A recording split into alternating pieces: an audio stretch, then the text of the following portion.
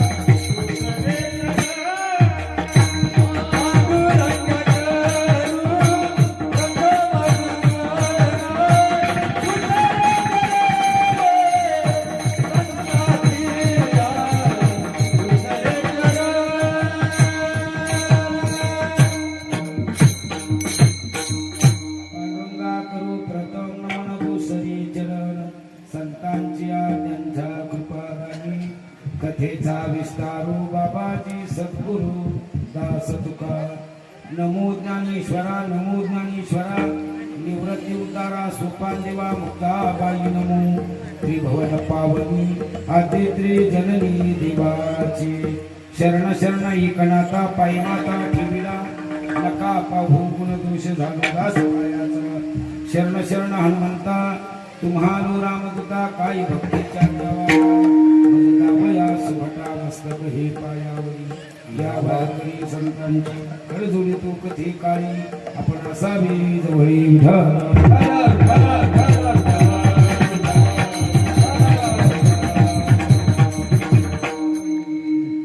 ज्ञानदेव म्हणता माया, ज्ञानदेव म्हणता माया गेली समूळ विलाया. संत महिमा वर्णो किती निर्जीव चालविली भिंती. आपला चलसलेला प्रतिवर्षीप्रमाणे याही वर्षी असणारा भगवान दत्तात्रय प्रभू यांच्यावर पण दिनानिमित्त असणारा हा सोहळा. या सोहळ्याला जवळजवळ 2 तप पूर्ण होतात. या 2 तपाच्या प्रत्यार्थ जवळजवळ 12 दिवसाचा हा सुंदर असा सोहळा. या संस्थांचे या गावचे असणारे सर्व मंडळी एकत्र येऊन सुंदर असा कार्यक्रमाचे आयोजन करतात. या कार्यक्रमाकरता उपस्थित सर्व गुणीजन महाराज मंडळी, कारण सर्वांचे एवढ्यांचे नाव वाचणं कमीत कमी आता वेळ, म्हणून सर्वांची माफी मागतो. सर्वांच्याच चरणी नतमस्तक होतो. दिलेली वेळ निवडलेला भंग सार्थकी लावण्याचा प्रयत्न करतो. कारण याच्यात एवढी नावं आहे मला, इतकी वाचायची म्हणजे कोणाचं राहून जाईल. आणि एखादा राहायला लागतो म्हणून मागवून घेतलं. म्हणून सर्वांच्या नाव घेतलं असं गृहीत धरू. कारण अनेक अवतार भगवंताचे आहे. आपण नेहमी तुकोबारायच्या गाथ्यामध्ये ज्ञानोबारायच्या चिंतनामध्ये डोळ्यासमोर आणतो अनंत रूपे अनंत विषय केलेल्या भगवंताने अनंत अवतार घेतले, अनेक वेश घेतले असं तुकोबाराय ज्ञानोबारायांचं प्रमाण तुमच्या आमच्या समोर आहे. पण डोळ्यासमोर आणा या सगळ्या अवताराचा गोषवारा जर काढला तर भागता राखे दुर्जनाशी संवारिक. पण तिन्ही देवा मिळून एकच अवतार घेतला. तो कोणाला मारायला नव्हे. आमचे नाथ महाराज वर्णन करतात विश्वतारा भयाधरी विश्वतारा भयाधरी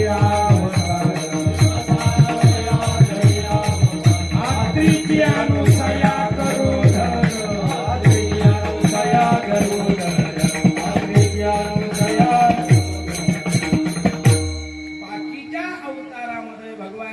शिवाचे वेगळे, भगवान विष्णूचे वेगळे, ब्रह्मदेवाचे काही अवतार सापडतात, पण या सगळे सेपरेट आहे आणि सेपरेट अवतारामध्ये कार्य पण तिन्ही देव मिळून एकत्र येतात. म्हणून नाथ महाराज म्हणतात मी संताच्या भूमिकेत नाही, कारण संताचे विचार काय गुरुतेजन येतो कळवळा जगाच्या कल्याणा या दोन प्रमाणापासून जर डोळ्यासमोर चिंतन आणलं तर ईश्वराला तारण्याकरता जो अवतार आहे तो भगवान दत्तात्रेयाचा आहे. मग जगाला तारण्याकरता किंवा एकाला जवळ करायचं आणि एकाला बाजूला करायचं, एकाला आपलं म्हणायचं एकाला तुटलं म्हणायचं, हा भाव ज्या रूपात नाही ते भगवान दत्तात्रेय. आणि जे जिथं जन्माला आले ते दोन पती पत्नीचे नाव आहे, एक आत्रीय आणि एक अनुस आहे. अत्री म्हणजे 3 गुणाच्या पलीकडे, रजगुण तमगुणाच्या पलीकडे जो बाप आहे त्याचं नाव आत्रीय. अनुस आहे जिच्या द्वेषच नाही ती स्त्रिया, जिच्या दोष आहे ती स्त्रिया, जिच्या द्वेष नाही ती अनु. आम्हाला शाळेतच शिकवले, भारत माझा सारे भारतीय माझे वर्गातच भांडण. हा काय आपल्यातला द्वेष, जिच्या ठिकाणी द्वेष नाही जीवन आहे अशी अनुसया आहे आणि असे असणारे अत्रिषी आहे. त्यांच्या उदरी जन्माला आलेले भगवान दत्तात्रेय आणि त्यांच्या मूर्तीचा वर्धापन दिन आहे हे भाग्याचं लक्षण. दुसरी गोष्ट, आजचा जो दिवस अति मौल्यवान आहे. बऱ्याच लोकांची शंका निर्माण झाली असेल का हा भंग का घेतला, कारण आजच्या दिवशी माझ्या ज्ञानोबारायाने रेड्याला बोलायला लावलं पैठणला आणि त्या रेड्याला संग घेऊन आळ्या फाट्यापर्यंत आल्यानंतर रेडा थांबला. ज्ञानोबारायाला ओळखलं की आता याची इच्छा नाहीये, कारण त्या रेड्याला वाटलं मी जर आळंदीला समाधी घेतली तर लोक ज्ञानोबारायाचं दर्शन घेतील, माझं घेणार. मी रेड्याचं सांगतो असे बरेच रेडे आपल्या पुढे कोणी जाऊ नये म्हणून ज्ञानोबारायांनी ओळखलं पशु असून सुद्धा याला काहीतरी भावना आहे आणि म्हणून त्याला ज्या दिवशी समाधी दिली तो दिवस आजचा आहे. आणि म्हणून बोलविला रेडा निगम वाचे, त्या रेड्याची समाधी म्हणून हा अभंग निवडला, त्याच्यात चरण आलं म्हणून.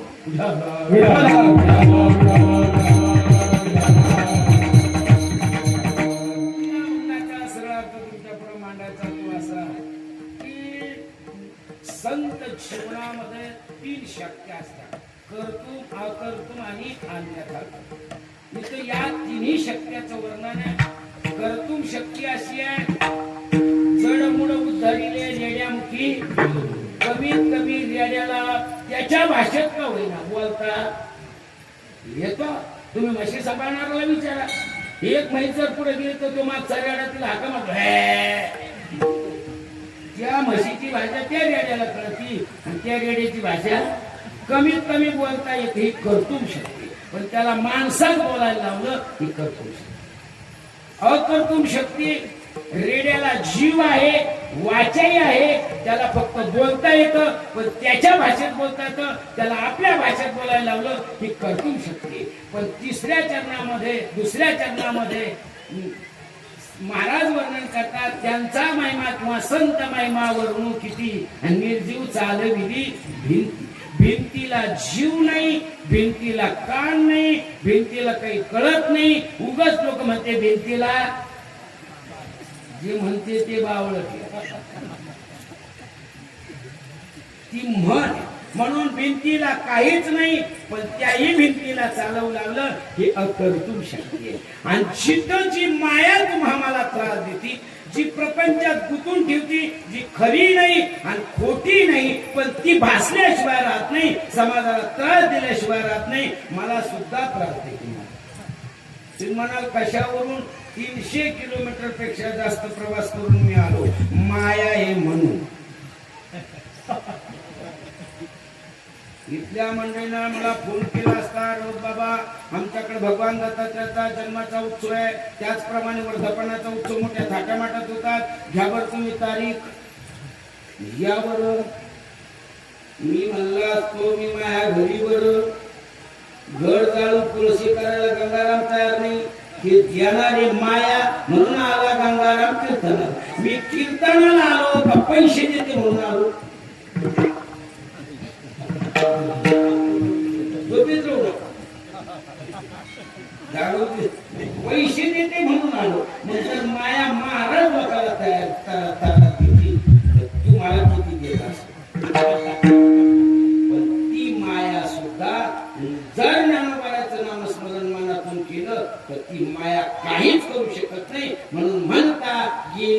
समूळ विलया अकर्तुम अन्यथा कर्तुम शक्ती. जी शक्तीच्या पलीकडे जी शक्ती आहे त्या मायेलाही दफन करण्याची ताकद ज्ञानोबाच्या नावात आहे. मग अकर्तुम आणि अन्यथा कर्तुम तिन्ही शक्ती या अभंगात आहे. या तिन्ही शक्तीचे 3 प्रमाणात ज्ञानोबाच्या असणाऱ्या बाबतीत वर्णन करतात. तो नारा महाराज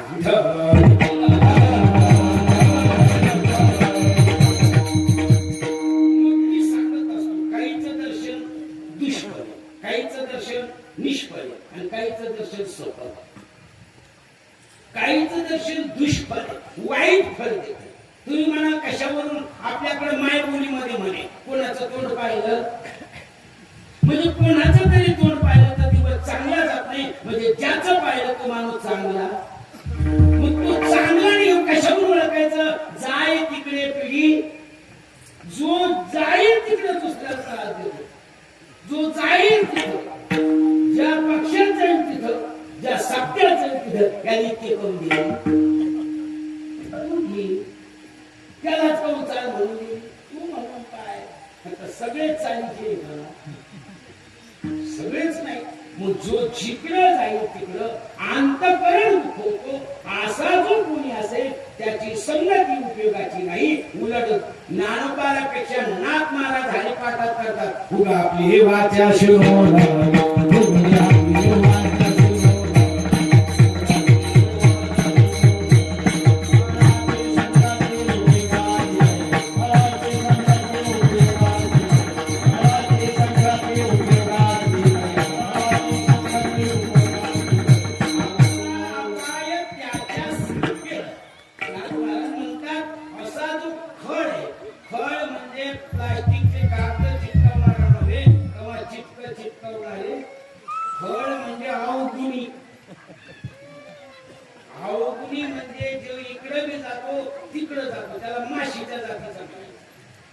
माशी इतकी बिलिंदर आहे.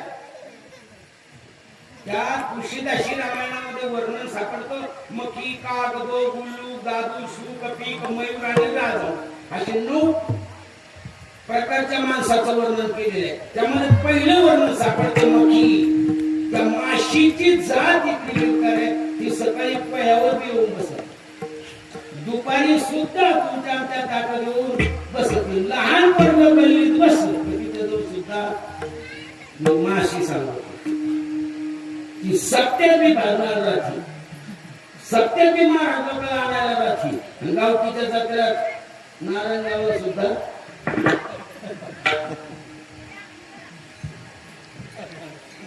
मी माशी सांगतो कोणाच नाव नाही घेतलं. करण्याच्या नावे भलतेची करी. जे करायचं नाही ते करत. जे करायचं ते म्हणजे द्वे थडीवर ठू जाता काय होतो तो आमचा भोई आघात त्याचा काही होतो. माणसाने एक कोणतं काय एक तर हरिभक्त व्हावं नसता देशभक्त. हरिभक्त जर झाला ना तर देव ऋणी होईल आणि देशभक्त झाला ना तर परमवीर चक्र मिळेल आणि तो हुतात्मा झाला. देशभक्त म्हणजे नुसती बंद घेऊनच नाही. चांगला जर त्यांनी एमपीसीचा अभ्यास केला आणि क्लास 1 अधिकारी म्हणून तहसीलदार झाला आणि त्यानं त्याचा भ्रष्टाचारच केला नाही हजारो शेतकऱ्यांचे प्रश्न सुटतील. तुम्ही माझे देता का मी तुमच्या नावावर करतो. मग योगी कुणाला देती घेती आपण बी तसे का असणार.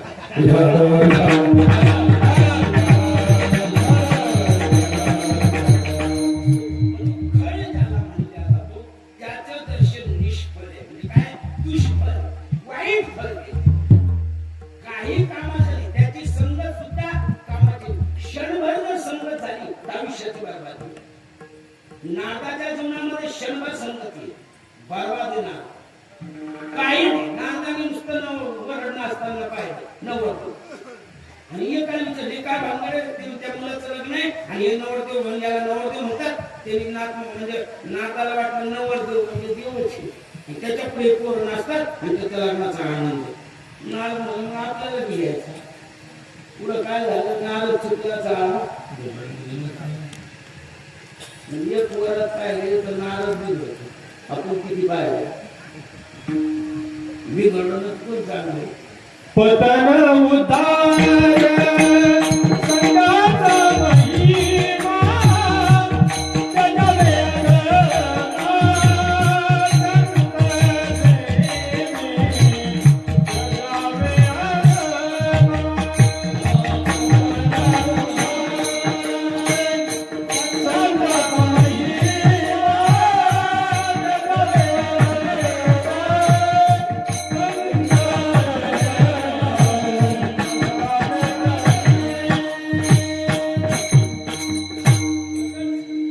आणखीन सांगतो तुम्हाला आजामेळ नावाचा सद्गुरू आम्हाला सत्वशीले गुणवान ज्ञानवान कर्माचा चांगला नेता पण नुसतं त्याने आंघोळीला जाताना काही पाहिलं तर त्याने संसाराचं वाटलं केलं भक्ती थोडी नाही पण काहीतरी मागच्या पुण्याने नारदाची भेट झाली आणि पुत्राचे होय येरू म्हणे नारायण त्या लागी विमान पण सगळ्याला घडण का म्हणून आभक्त जीने जगण्यापेक्षा आशाच्या संगतीत जाण्यापेक्षा जाऊन काही फायदा नाही उलट आपला अपाय त्याच्या संगतो म्हणजे याच्यातून मिळणारं फळ वाईट आहे म्हणून काहीच दर्शन दुष्फळ काहीच दर्शन निष्फळ याच तरी कमला वाईट फळ तरी आहे पण याचं फळ बी नाही काहीच नाही ज्ञानोबाची कोवी सांगतो सामरी वाढल्या सरळा वरी फळा तुना पोकळा कस्तन झाले गळा शिळी द्यायची ज्ञानोबांचा सामरीचे झाड आहे तुम्ही शेतकरी वर्गात डोंगर परिसर तुमच्याकडे आहे सामरीच्या झाडाला काहीच होत नाही त्याचं फळ काही काम येत त्याला फळच येत नाही त्याप्रमाणे कस्तन झाले गळा शिळी द्यायची शिळीचे इथं 2 असे बारकाले स्तन येतात मग त्यात का 5-5 लिटर दूध येतं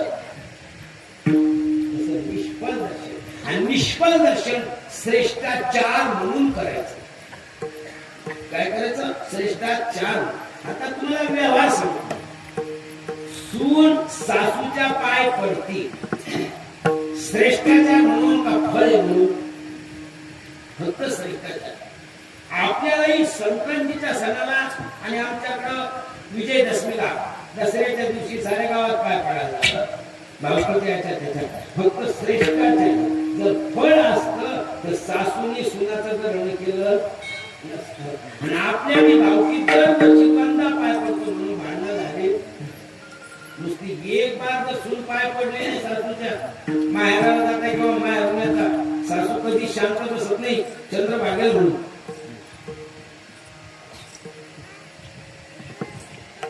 पाय बी चांगले लागत पाय पडून द्यायला पाय बी चांगले लागत पाय पडून द्यायला पाय बापाकडचे पण जोडी लावण्याची मला बापाच्या घरचं आहे पण मंगळसूत्र पतीचं आहे हात बापाच्या घरचे पण जोडी पतीचे कपाळ बापाचं आहे कुंकू पतीचं आहे सगळं पतीचं असून तर इकून घेऊन जाती आणि ती कुंकू ती माया बाबाने केलं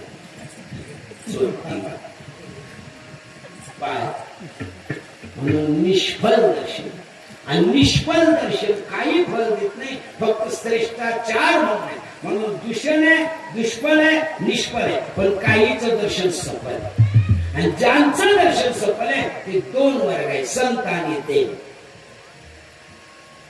म्हणून जर दर्शनच घ्यायचं असेल तर संतांचं घ्या किंवा देवाचं मग या ठिकाणी जे मुलगा देवाचं नाही पण संतांचं दर्शन घ्या म्हणतात त्या मुलाच्या बाबतीत पुन्हा 4 प्रकार आहेत काहीचे बाप बेकार म्हणून मुलगा बेकार इंद्र नावाची देवता आहे ती बेकार वागले रामायणामध्ये आईलेच्या मागे लागले पण त्यांच्या पोटी तरी पुढे चांगलं पोरग जन्माला त्यांच्या पोटी पोरग जन्माला आला जयवंत त्यांनी कावळ्याचं घेतलं पंचवटीमध्ये आमच्या आई सगळा मुलीला बसताना त्यांचे कपडे पळवले बाप सवयी बाप बेकार तर मुलगा सुद्धा बेकार काहीचा बाप चांगला पण आई बेकार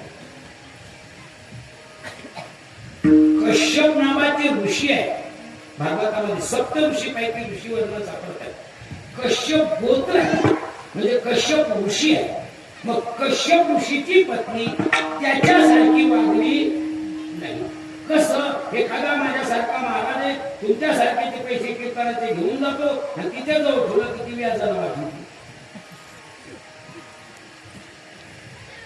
तिथं जाणं काही जायचं तिच्या बरोबर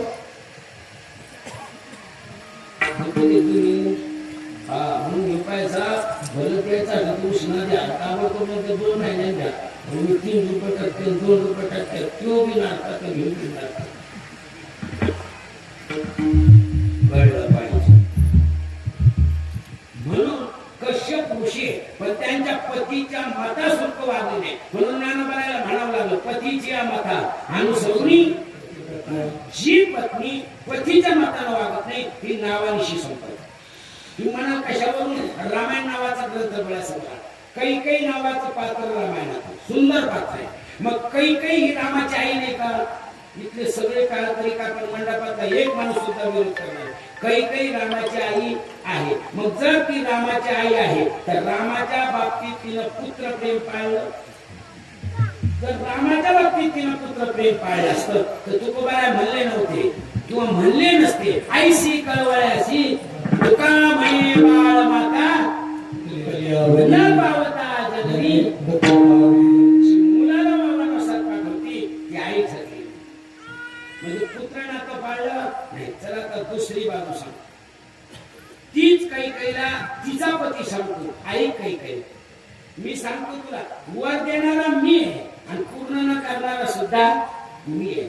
देणाराही मी आहे आणि पूर्ण न करणाराही मी आहे. म्हणून मग ऐक गुन्हेगार मी आहे. राम गुन्हेगार हो.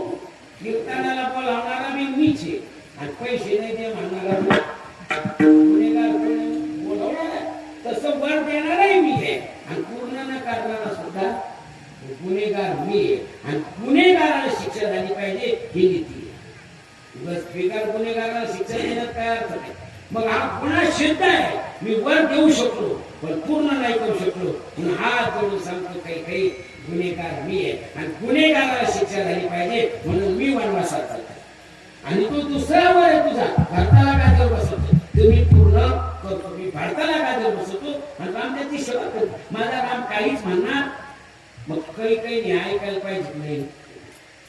गुन्हेगाराला शिक्षा आहे कैकेयीला पुत्र नातही पाळलं नाही आणि पती नीती सुद्धा. मला सांगा रामायणाच्या व्यतिरिक्त कैकेयी एखाद्या बाईचं नाव आहे? कौशल्या सुमित्रा नाव आहे पण कैकेयीचं नाव का नाही? कारण तिच्याकडे पुत्र नातही नाही आणि पती नीती बी म्हणजे पुत्र धर्मही नाही आणि पती नीती बी नाही. जिथं नीती नाही आणि जिथं नाती नाही तिथं नाव. म्हणून कौशल्या सुमित्रा नाव आहे पण कुठं तरी कैकेयी आहे का? खई खई पण कैकेयी 10-5 चपात्या खाणारे नाव सापडे पण कैकेयी सापडे. तू का म्हणे का मरणीची सरे उत्तराची मोरे केले भावे उत्तराची मोरे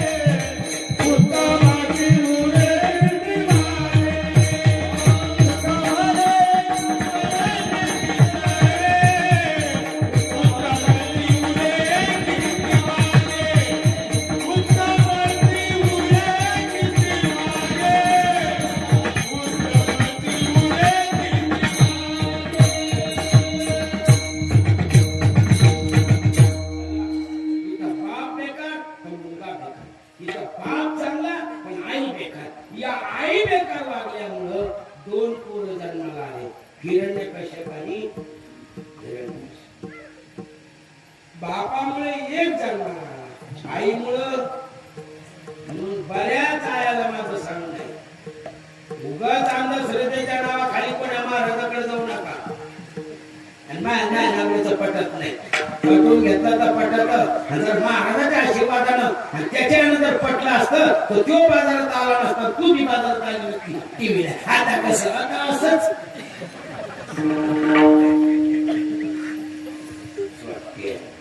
आता तोंड जोडून राहिले पांचट.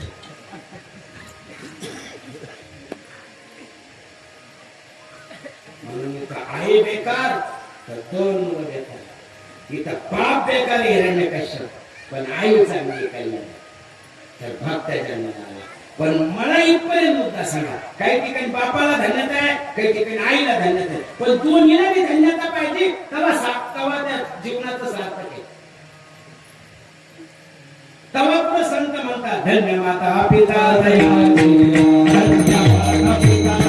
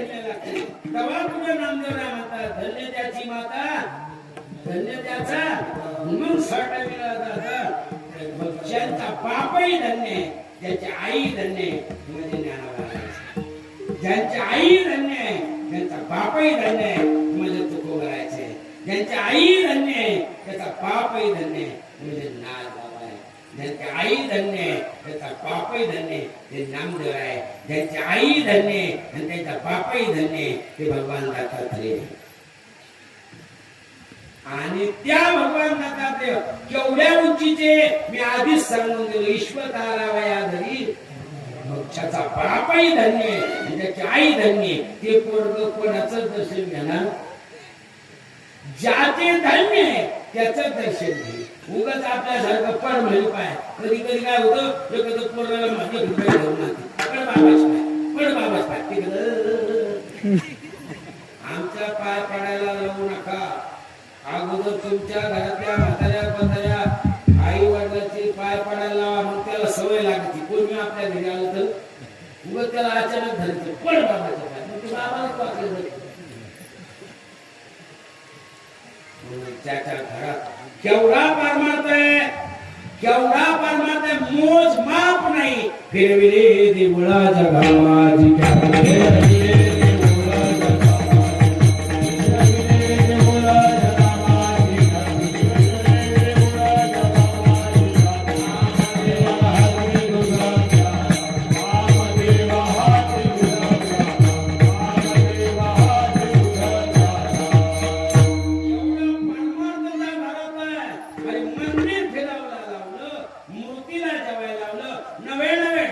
कीर्तन करी पुढे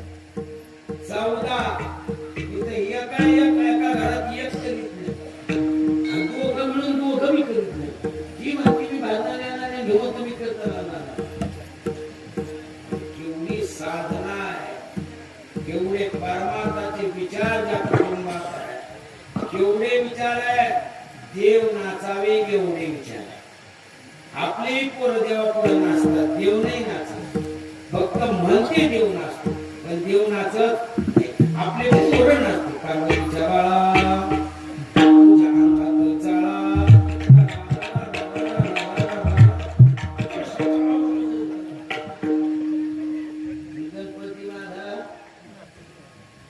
गणपती नाचला का तू पिऊन नाचला आणि तू कपडे काढून नाचायला त्याच्या आई म्हणलं पाच तुझं पोरग नाचत ती धावा नाही नसताना मग तिला हळूच म्हणते पिये नाही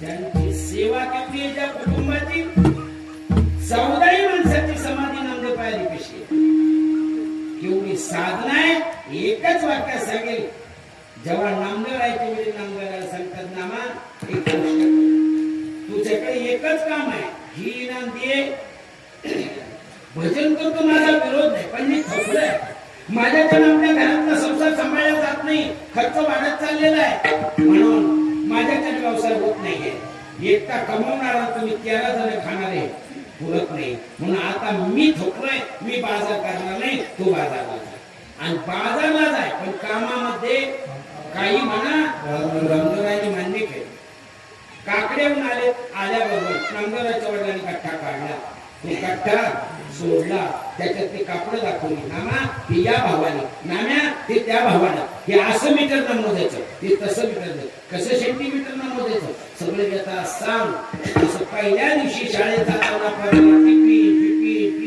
सगळं द्यावं लागतं सगळं दाखवलं तोपर्यंत नामदेवाच्या घाईने डबा करून दिला म्हणजे भाकरी बांधून दिल्या आणि थोडं बांधलं नामदेवाच्या वडिलांनी ठेवलं नामदेवाच्या वडिलांना म्हणतात बाबा मी बाजारला जातो पण मला एक गोष्ट सांगा बाजारात गेल्यावर गिऱ्हाईक केव्हा येतो नामदेवाच्या वडिलांनी सांगून येत नाही मग ते सांगून येत नाही तो लोक नुसतं गप्पच बसावं लागलं ते हो मग तो लोक मी भजन करेन तेवढे काही हरकत नाही मग ये नाही घेऊन जाऊ बाजारला आतापर्यंत कोणी येणा नाही आला विनाकारण गेले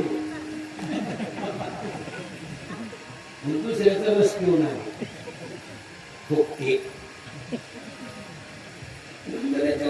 ठीक आहे विना घेतला नंबर गळ्या घेतला डोकं घेतले भाकरी घेतली पण बाप बऱ्याच नंबर वाटा लावलं गप्पा मारत चंद्रभागेच्या तीरा करून गेली काही मंडळी बाजार होते काही चपला विकणारे काही भाजीपाला म्हणजे तरकारी विकणारे काही त्यात समाजाची कपडे विकणारे नंबराचे सगळ्याला सांगत होते आमच्या जागेवरून आम्हाला बसले आमचं गिरेक आमच्याकडेच होते आणि आम्हाला समजून घ्या त्या काळामध्ये एकामेकाच्या प्रपंचाला समजून घेणारी माणसं आता समजून घ्यायची नाही उलट त्याचं वाटलं कसं म्हणून एक मन पडली तुझी गाडी जळली तरी पण नाही बिडी पेटली ती उराली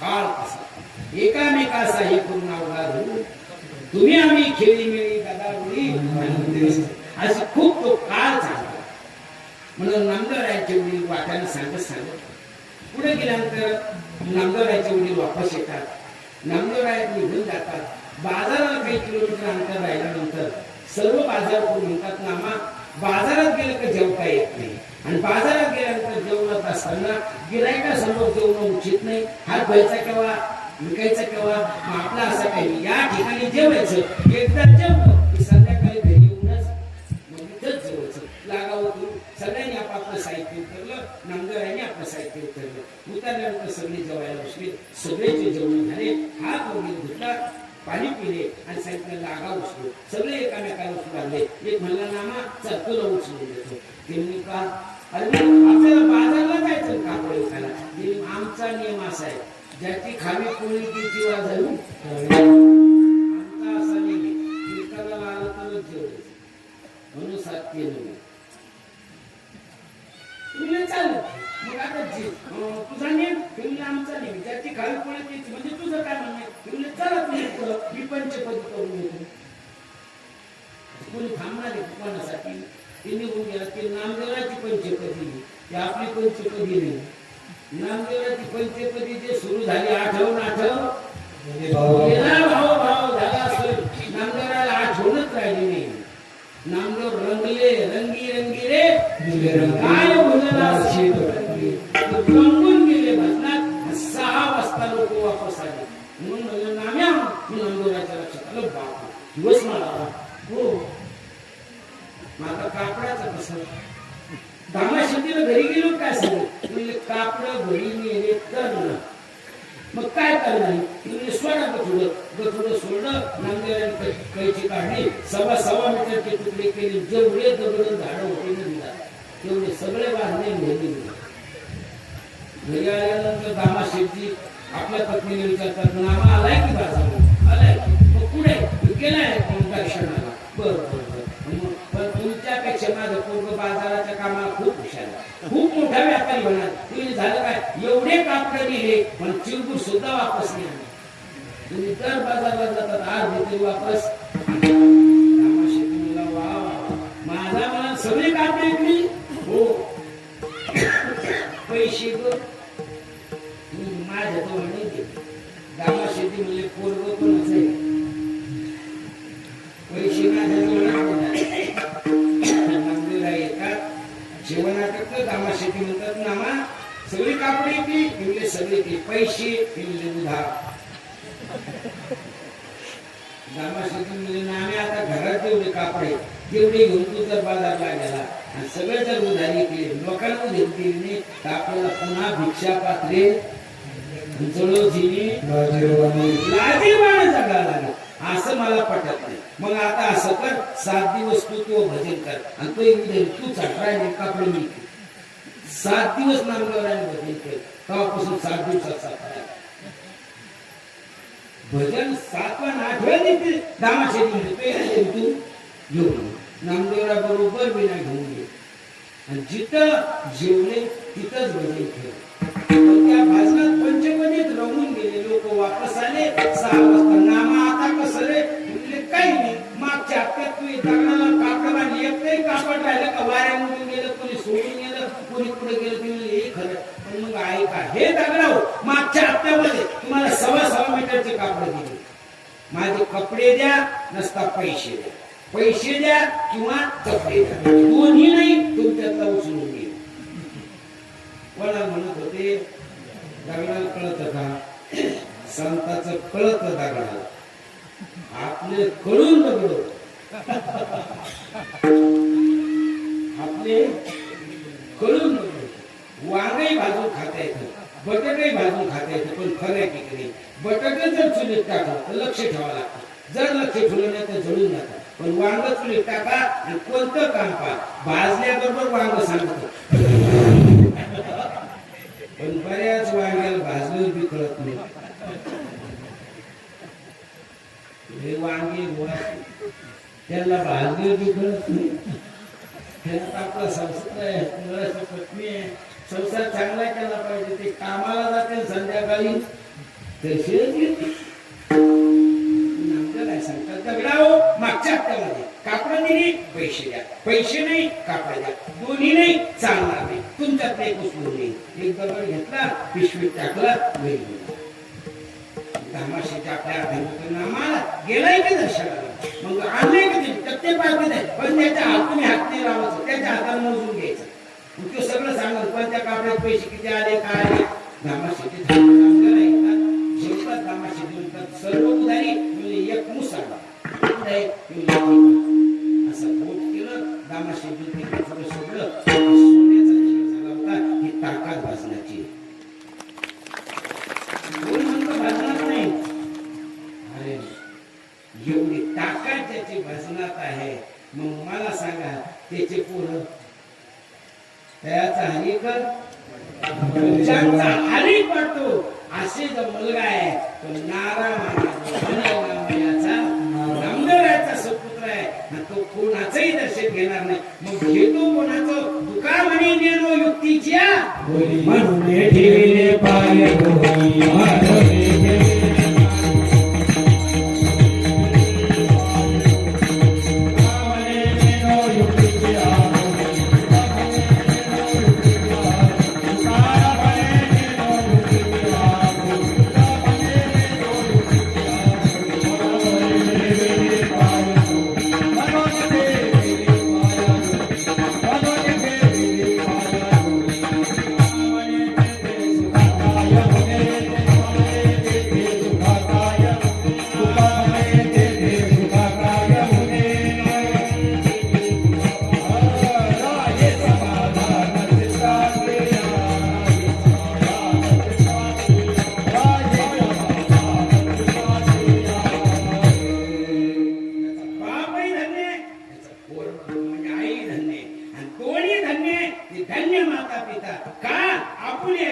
ज्याला हेच कळतं त्या चालिक वाटे देवा. मग कोणा चालिक वाटे? कोणी कन्या पुत्र सात्विक. आणि मग तुका म्हणे मग घडो त्यांची, ज्यांची सेवा केली असता माझ्या भाग्याला पार राहणार नाही. म्हणून तुका म्हणे मग घडो त्यांची तरी नाही,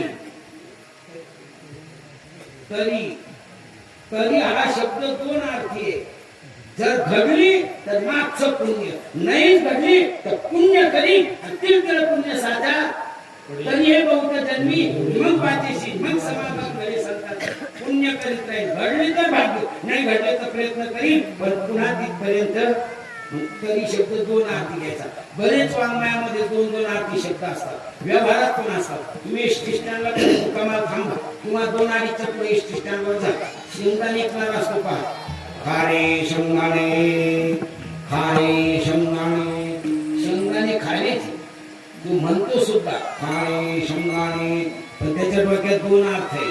पहिला अर्थ आहे खाणे शेंगदाणे, बाबा रे तुझी गाडी यायचा टाइम झालेला आहे, तुझे गपा गपा डोळे झाकू लागलेले, तुला जर झोप लागली तर गाडी निघून जाईल म्हणून खारे शेंगदाणे. दुसरा अर्थ आहे तुला जर खाल्लं तर मग हा दुकान चालणार आहे म्हणून खारे. मी एकच अर्थ डोक्यात लावला की खारे शेंगदाणे, मी बी गेलो म्हणून त्या रे शेंगदाणे. ते म्हणे तसं नाही म्हणे. म्हणलं कसं? खारे शेंगदाणे. म्हणलं मग द्या रे. ते म्हणे तसं नाही, खारे 10 रुपये द्या रे मग खारे. कोणाचंही दर्शन घ्यायला काय मला ज्यांचं दर्शन घेणं ना, जो करील याची यात्रा, जो तारील सकळ गोत्रा, सकळी पुढे पवित्रे, याची जी दर्शने होती. आणि यांच्या दर्शनाचा फायदा काय? त्रिविधा तापाचे झाले